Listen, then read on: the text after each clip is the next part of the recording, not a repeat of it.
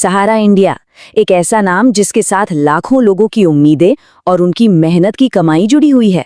और एक ही सवाल सालों से कि क्या वो पैसा वापस मिलेगा। तो चलिए आज इसी सवाल की तह तक जाते हैं और देखते हैं कि ये रिफंड प्रक्रिया आखिर है क्या और इसका फायदा कैसे मिल सकता है, बिल्कुल आसान भाषा में, स्टेप बाय स्टेप। तो सबसे पहले एक ऐसी खबर जो सच में उम्मीद जगाती है। कहा जा रहा है कि जो लोग सालों से अपने पैसे का इंतजार कर रहे थे, अब उनके पैसे सीधे बैंक में आने लगे हैं। देखिए, ये सिर्फ एक लाइन नहीं है, ये सालों के इंतजार, उस बेचैनी के बाद एक पॉजिटिव साइन है कि कुछ आगे बढ़ रहा है। तो इसका मतलब क्या हुआ?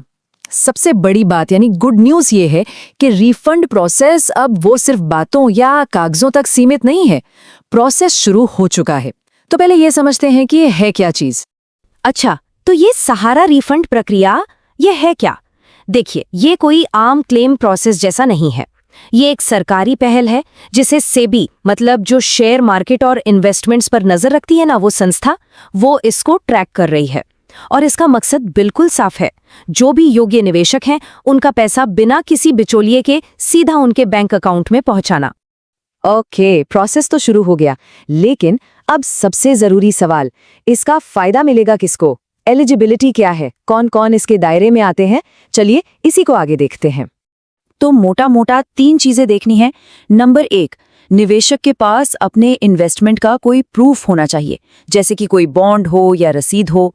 नंबर 2, उनका नाम वो सरकारी ऑफिशियल लिस्ट में होना जरूरी है जो सेबी या सहारा ने जारी की है। और नंबर 3, जो शायद सबसे जरूरी है, उनकी बैंक डिटेल्स एकदम करेक्ट होनी चाहिए, क्योंकि पैसा तो सीधा अकाउंट में ही आना है। मतलब साफ है, अगर ये तीनों शर्तें पूरी होती हैं तो उम्मीद काफी है। प्रोसेस को सिंपल रखने की कोशिश की गई है ताकि पैसा सही हाथों में जाए। लेकिन ठीक है, अब ये पता कैसे चलेगा कि लिस्ट में नाम है या नहीं? स्टेटस कैसे चेक करना है?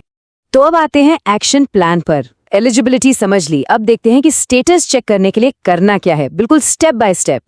ये प्रोसेस 4 सिंपल स्टेप्स में है। स्टेप 1, सिर्फ और सिर्फ सहारा की ऑफिशियल रिफंड वेबसाइट पर जाना है। ये बहुत जरूरी है, इधर उधर के किसी भी लिंक पर क्लिक नहीं करना। स्टेप 2, वहां पर पैन नंबर या रेफरेंस नंबर डालकर निवेशक अपना नाम सर्च कर सकते हैं।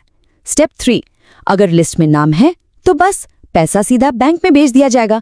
और स्टेप 4, जब प्रोसेस पूरा हो जाएगा तो बैंक से एक नोटिफिकेशन आ जाएगा। सिंपल।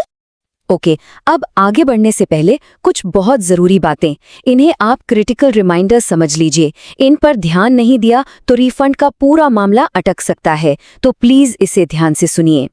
देखिए, 3 चीजें हैं जिनसे बिल्कुल बचना है। पहली, सारे दस्तावेज असली और वैध होने चाहिए, कोई भी फर्जी काम नहीं।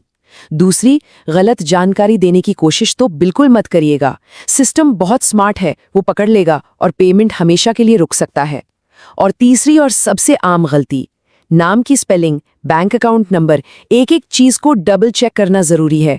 एक छोटी सी गलती भी पूरे प्रोसेस को डिले कर सकती है। तो कुल मिलाकर बात यह है कि जो इंतजार सालों से चल रहा था, वो अब एक एक्टिव प्रोसेस में बदल चुका है। जिन्होंने शायद उम्मीद ही छोड़ दी थी, उनके लिए भी अब एक रियल पॉसिबिलिटी बनी है कि उनकी मेहनत की कमाई वापस मिल सकती है।